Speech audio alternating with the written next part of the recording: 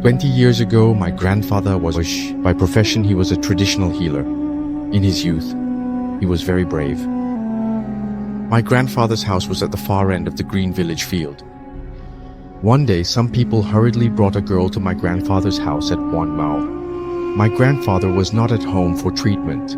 The girl's behavior was normal. People from the surroundings gathered at the house. My grandfather was called to see the girl. He reduced the crowd at the house and began treating the girl. But the girl's terrifying behavior, with a hand-like thing coming out of her mouth repeatedly touching the ground, bloodthirsty eyes, a tu yao, her own hair. Nothing could stop the grandfather except his own hands. Finally, he managed to provide temporary treatment at Wan Yu, only by giving the girl oil and water blessed with prayers, and instructed her family to bring her back the following week. The grandfather's days were passing like any other day. Suddenly, one night, he had a dream where he saw a grotesque, hideous, distorted face in front of him. A middle-aged woman unexpectedly appeared in the dream and said, "Do not separate me from her. It will be beneficial for you." The grandfather woke up and, strangely enough, dismissed the matter as trivial.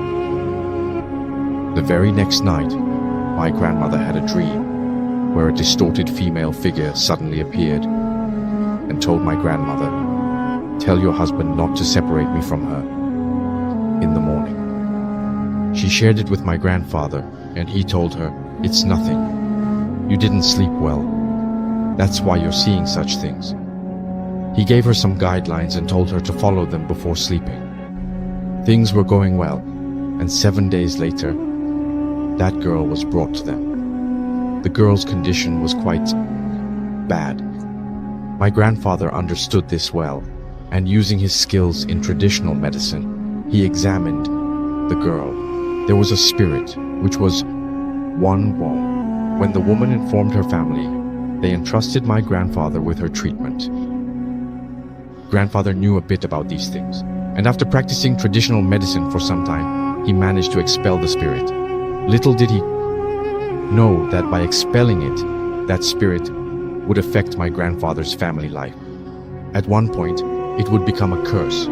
My grandmother, who was pregnant, for some reason came outside one night. She held a hurricane lamp with a dim light. In that light, she saw something under the drumstick tree beside the yard. Thinking it might be a cow from the barn, he tried to get a little closer to see. As he got closer, what he saw defied any logic. He saw sitting under the drumstick tree the figure from his nightmare. That horrific woman's form was not there. Her neck had red, round spots like blood and eyes. She was staring at Grandma with a fixed gaze. Seeing this scene, Grandma couldn't hold herself together. She screamed and fainted. When she regained consciousness, she recounted everything that had happened to her. The next day, Grandpa closed their house. After that, nothing much happened for a few days. One night, Grandma felt severe pain in her stomach. For the first time, she gave birth to a child. So, when she held the baby in her arms, she was shocked. The baby was dead, and there was red around its neck. The image at Tuolmoi was as red as blood, like the claim of Jane, of the female figure seen under the drumstick tree that night. A statue in the family bore the mark of grief, and the burial was completed quickly. After this tragic incident with the child, everything was normal for 23 months. One day, Grandpa was invited to a folk song stage in the neighboring village at Wan Yi. He arrived there on time. After the event ended, he set off for home around midnight. Who knew that night an unexpected and terrifying incident would occur on his way back home? At the river, following the river road, Grandpa reached the ferry dock that night at exactly 1:02. He crossed the river. Not far from the river was a cremation ground right in front of the district. To get home, he had to pass the cremation ground. It was pitch dark, and silence prevailed. He was moving forward with a 3-battery torch in hand. Suddenly, he reportedly smelled a very bad odor and felt that someone was behind him. It could be someone else from the village. Thinking this, he swung the torch around, but he couldn't see anything. A thought gnawed at his mind. He decided to close his body kindly and resume his journey home. However, he was feeling uneasy. He reached the large garden at the jackfruit grove, which during the day no one wants to go to, and at night it's practically impossible to pass through. Yet, his grandfather used to travel this road, and he had to go through it that night. He was getting a bit nervous. What else could he do? It was already late at night. To reach home quickly, he had to take that road. So without thinking much, he started his journey home along that path. After moving quite a distance, he caught the scent. The smell grew stronger from being mild. He tried to convince himself, no, it's nothing. But fear gripped him from all sides.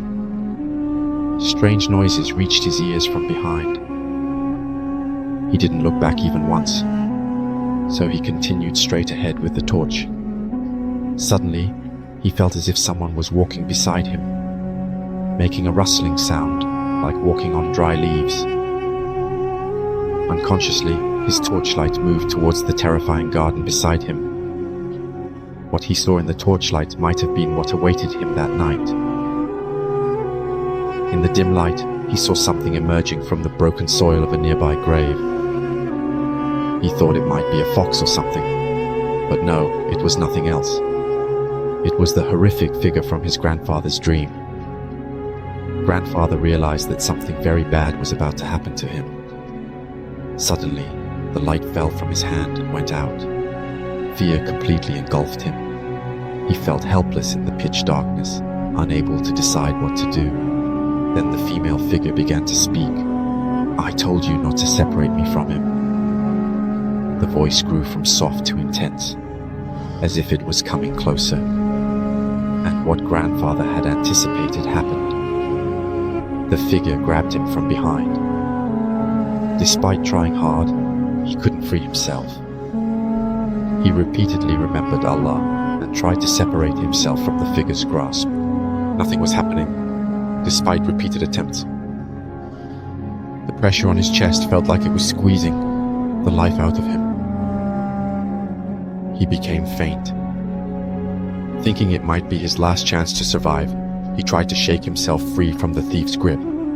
But for a moment, he felt light, as if the weight on his body was gone.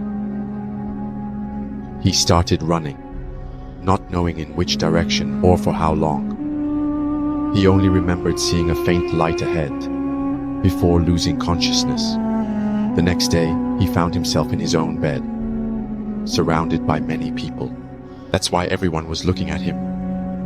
He recounted the events of the night. Although he survived, he lost the strength in his waist. Wounds appeared in various parts of his body. Later, when they took him to a renowned local healer, he said that all these things were happening to separate the spirit from the girl. Even my grandmother's miscarriage was a result of this. The healer indeed captured that terrifying woman and contained her in a bottle.